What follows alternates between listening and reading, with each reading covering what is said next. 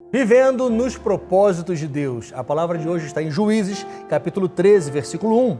Os filhos de Israel tornaram a fazer o que era mal aos olhos do Senhor, e por isso ele os entregou na mão dos filisteus durante 40 anos. Havia um homem de Zorá da linhagem de Dan chamado Manoá, cuja mulher era estéril e não tinha filhos, e o anjo do Senhor apareceu a essa mulher e lhe disse: Eis que você é estéril, nunca teve filhos, mas você ficará grávida e dará à luz a um filho. Por isso, tenha cuidado e não beba vinho nem bebida forte, não coma nenhuma comida impura, porque eis que você ficará grávida e dará luz a um filho, e cuja cabeça não passará navalha. O menino será nazireu consagrado a Deus desde o ventre da sua mãe, e ele começará a livrar Israel do poder dos israelitas. Você já deve saber sobre quem nós estamos falando. Sobre ele mesmo, Sansão, um dos juízes mais controversos, talvez, que houve em todo esse período de juízo, aí algumas centenas de anos. Quando veio essa palavra do Senhor para aquela família, já disse que logo de cara que ele seria um jovem nazireu, e nazireu, aquele voto de nazireado, significava algumas coisas. Por exemplo, não tomar vinho, bebida forte, não cortar o seu cabelo, que era um sinal externo do voto de nazireado. Era um voto de santidade e purificação. Não tocar em mortos, ou seja, era algo externo que ele fazia de um voto de consagração pessoal. Sansão nasce e ele começa bem.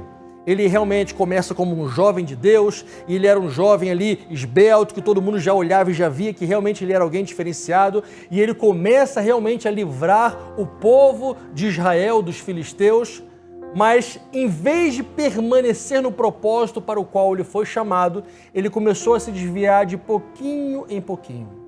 Primeiro ele se relaciona com uma mulher, depois ele vai cada vez se desviando mais, até que chega um momento em que ele conhece Dalila, e Dalila era do povo do qual ele deveria livrar Israel, e não deveria se misturar com aquele povo. Os filisteus sempre foram um povo inimigo de Israel, sempre. Na época de Davi, na época de Saul, enfim, sempre. E Sansão ele foi levantado por Deus para livrar Israel, não para se unir com aquele povo. Ou seja, em vez de viver no propósito de Deus, Sansão começou a se desviar de pouquinho em pouquinho. A Bíblia diz, e eu gosto muito desse salmo, como diz que um abismo chama um outro abismo. Quanto mais a pessoa chega perto de cair, ela vai cair. E tem muita gente que vai vivendo igual o Sansão, vai vivendo ali no limite.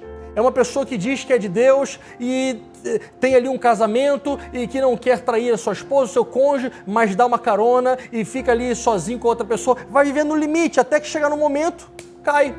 Quem vive na beirinha sempre cai.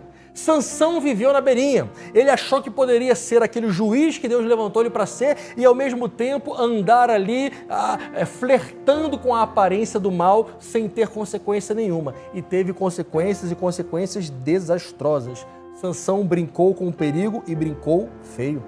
Aqui no capítulo 16, assim que a gente pulando agora, dando um salto já para quase o final da história, ele permite que Dalila enrede ali o seu coração, e em determinado momento ele conta o segredo do seu nazireado, ele permite que Dalila corte os seus cabelos, e aquilo ali, não é que a força de Sansão estava nos cabelos, não, mas os seus cabelos longos eram uma forma externa de demonstrar o que o seu coração tinha, aquele voto de nazireado, e quando ele permite cortar aquele sinal externo, é porque ele já tinha chegado ao fundo do poço. E quando o seu cabelo é cortado e ele perde a força, a Bíblia diz aqui no capítulo 16, a partir do versículo 20, que o Espírito de Deus se retira de Sansão.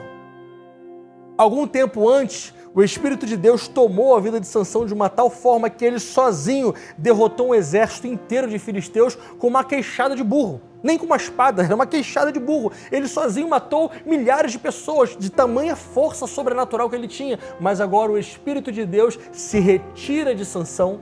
Ele é levado prisioneiro e tragédia e só buraco abaixo.